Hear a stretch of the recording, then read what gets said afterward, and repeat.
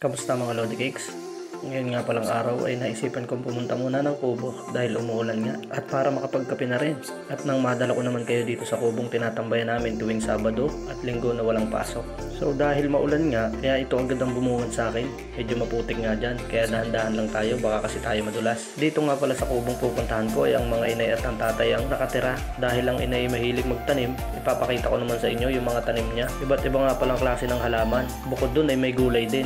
At ang tatay naman ay maraming alagang manok. Kaya tara, samahan nyo ako. Silipin natin itong kubo ng mga inay. So nandito na nga pala ako sa kubo. Bababa na nga pala ako dyan mga Lodi Cakes. At pagkababa ko nga sa motor ko ay diretso na ako dito sa kusina mga Lodi Cakes. Tulad ng sinabi ko kanina, magkakape nga pala ako. Kaya diretso ko dito sa kusina at kumuha na ng tasa. At pagkakuha ko nga ng tasa ay sabay abot ng termos. Sabay sali na nga rin pala ng kaping barako dyan. Dahil sa ito ang pinakapaborito kong kape, tuwing umaga nga pala ay ito ang kinakape ko. So pagkadating ko nga pala dito ay kumakain nga pala sila. Ayan nga pala si ate, tsaka si kuya, tsaka ang inay. Inalok nga pala ako dyan ng pagkain. Pero ang sabi ko, tama na muna ako sa kape. Dahil kumain na rin naman ako sa bahay bago umalis. Naisipan ko nga lang pumasok dito sa kubo dahil nga gusto ko magkape. So habang nagkakape nga ako, ay lilibot ko muna kayo dito sa kubo. Ipapasilip ko sa inyo kung gaano karami yung nakataling manok dito. Si tatay nga palang nag-aalaga niyan. Yun nga palang biyanan kong lalaki. May ipapakita pa nga pala kaming ginawa naming DIY na pan-decoration. Yun nga palang mga nakalawit na parang ice candy na yan. Ginawa nga lang pala namin yan. Para kunwari, Christmas decor. At sa gabi maganda yan kasi may nakapaligid din yung Christmas light. O madami nga palang mga kulay yan mga Lodi Cakes. Merong red, merong violet, merong brown, merong green, merong yellow.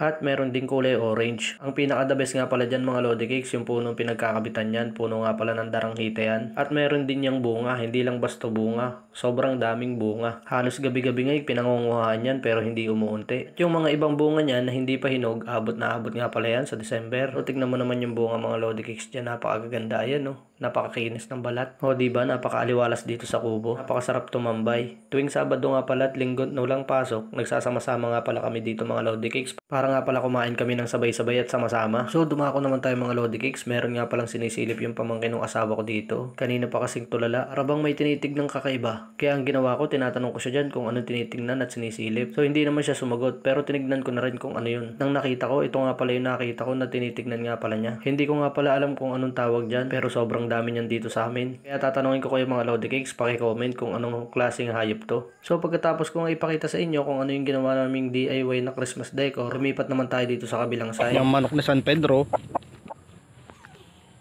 So ito nga pala yung mga tanim ng inay. Ito nga pala ay sili. At dito sa katabi ay meron nga pala silang alagang bibe na sobrang kapapayat. So dito naman sa kabila may tanim nga palang gabi dyan na medyo nakahiga na sa sobrang lakas ng ulan kanina tsaka kagabi. At meron din dito papaya mga Lodi Cakes. Ito ipapakita ko sa inyo, papaya nga pala yan. Papayang maraming mamunga pero medyo maliliit pa kaya hindi pa namin nakukuha yan at hindi pa namin naiigulay. Meron din ditong tanim ng mga kalamansi, meron ding pinya, meron ding talong, pati na kamuting kahoy may tanim nga rin pala dito mga Lodi Cakes. Kaya dito sa bahay kubo hindi talaga kayo magugutom.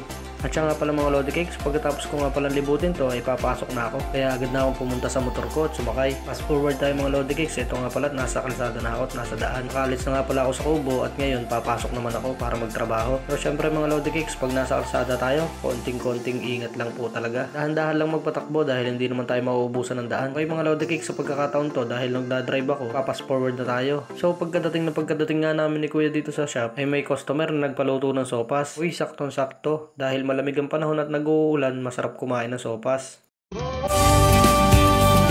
Yata ang pinakamagandang lalaki sa mundo.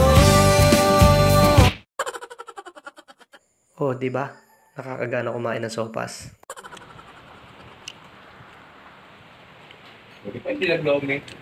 So hanggang dito na lang po mga Lodi Cakes at kakain muna ako. Thank you po sa panonood. God bless at ingat po tayo parate.